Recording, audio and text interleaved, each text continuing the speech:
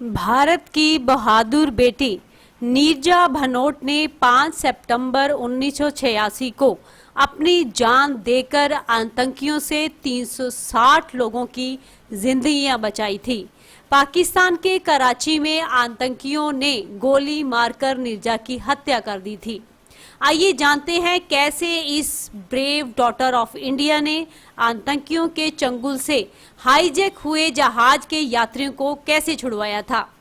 नीरजा भनोट का जन्म 7 सितंबर 1963 को चंडीगढ़ के एक पंजाबी परिवार में हुआ था। उनके पिता हरीश भनोट पत्रकार और माता हाउसवाइफ थी। उनके माता पिता ने जन्म से पहले ही तय कर लिया था कि अगर उनके घर में बेटी का जन्म हुआ तो वे उसे लाडो कहकर ही बुलाएंगे। नीरजा ने अपनी स्कूली पढ़ाई चंडीगढ़ के Sacred Heart Senior Secondary School से की, लेकिन बाद में उनका परिवार मुंबई शिफ्ट हो गया। उन्होंने मुंबई के बॉम्बे स्कॉटिश स्कूल से अपनी आगे की पढ़ाई की और मुंबई के सेंट जेवियर कॉलेज से उन्होंने ग्रेजुएशन की पढ़ाई की। साल 1985 में एक बिजनेसमैन के साथ नीरजा की शादी हो जाती है। ये मैरिज अरेंज होती है। शादी के बाद वो अपने पति के साथ खाड़ी देश चली गई, जहां उन्हें दहेज के लिए प्रताड़ित किया जाने लगा, जिससे दुखी होकर नीरजा इस सब से इतना तंग आ गई कि शादी के 2 महीने बाद ही मुंबई अपने पेरेंट्स के पास आ गई और फिर वापस ससुराल नहीं गई। मुंबई लौटने के बाद उन्होंने कुछ मॉडलिंग कॉन्ट्रैक्ट पूरे किए। वह अपने समय की टॉप मॉडल थी। नीरजा अभिनेता राजेश खन्ना की बहुत बड़ी फैन थी और अक्सर उनके डायलॉग बोला करती थी। उन्होंने लगभग 22 विज्ञापनों में काम किया था। नीरजा को बचपन से ही प्लेन में बैठने और आकाश में उड़ने की इच्छा थी। उसे बहुत शौक था, बहुत खुशी थी। 1986 में मॉडल के रूप में उन्होंने कई टीवी और प्रिंट ऐड करना शुरू कर दिए थे। शौक को पूरा करने के मकसद से नीरजा ने बाद में एयरलाइंस ज्वाइन कर ली। नीरजा ने जब फ्लाइट अटेंडेंट की जॉब के लिए पैन एएम में अप्लाई किया था तब वह एक सक्सेसफुल मॉडल थी। साल 1985 में उन्होंने पैन एएम के लिए अप्लाई किया और सिलेक्शन के बाद उन्हें फ्लाइट अटेंडेंट के तौर पर ट्रेनिंग के लिए मियामी और फ्लोरिडा भेजा गया, लेकिन वो वापस पर्सर के तौर पर आई। पैन एएम के साथ साथ ही नीरजा मॉडलिंग भी करती रही थी। 5 सितंबर 1986 को यानी नीरजा के 23वें जन्मदिन के केवल 2 दिन पहले को पैन एएम की फ्लाइट 73 में सीनियर पर्सन थी। ये फ्लाइट मुंबई से अमेरिका जा रही थी, लेकिन पाकिस्तान के कराची एयरपोर्ट पर इसे 4 हथियारबंद आतंकियों ने हाईजैक कर लिया। इस फ्लाइट में 360 यात्री और 19 क्रू मेंबर्स थे।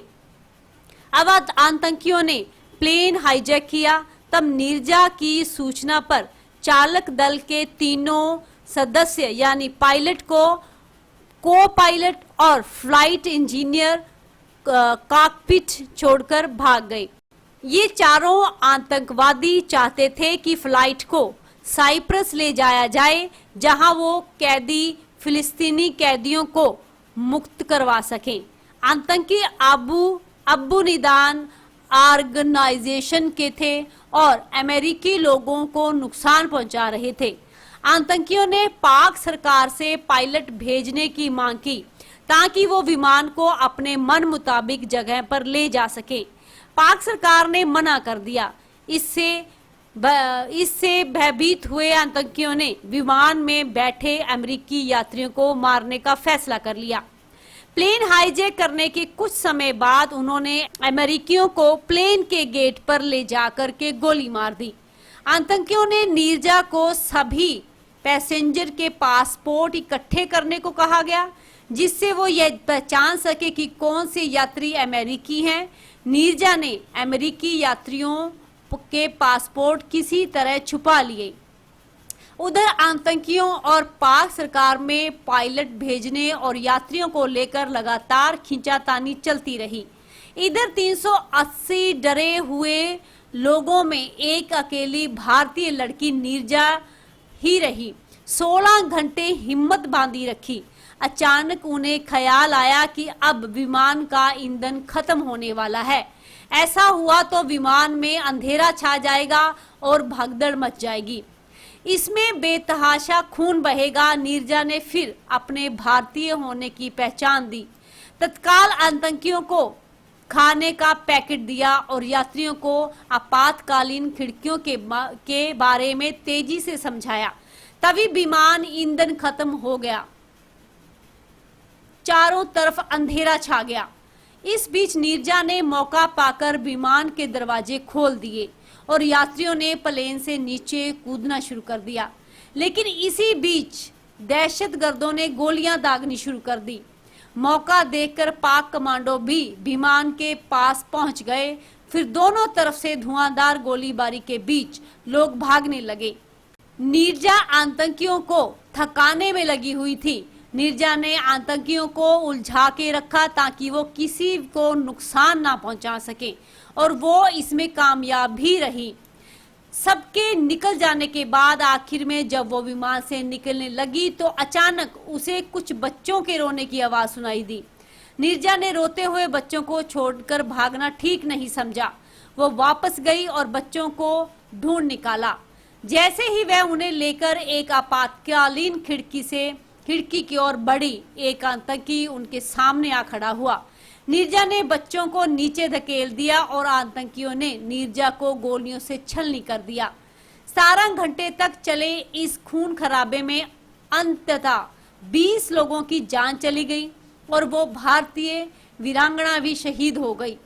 पाक की धरती पर शहीद हुई दुनिया भर के 360 लोगों की जान बचाने वाली बहादुर बेटी नीरजा को पाकिस्तान भी सल्यूट करता है। नीरजा की बहादुरी ने उन्हें अंतर्राष्ट्रीय स्तर पर हीरोइन ऑफ हाईजैक के रूप में मशहूर कर दिया। नीरजा की याद में एक संस्था नीरजा भनोट पैन एम न्यास की स्थापना की गई, जो महिलाओं को उनके साहस और वीरता के लिए सम्मानित करती है।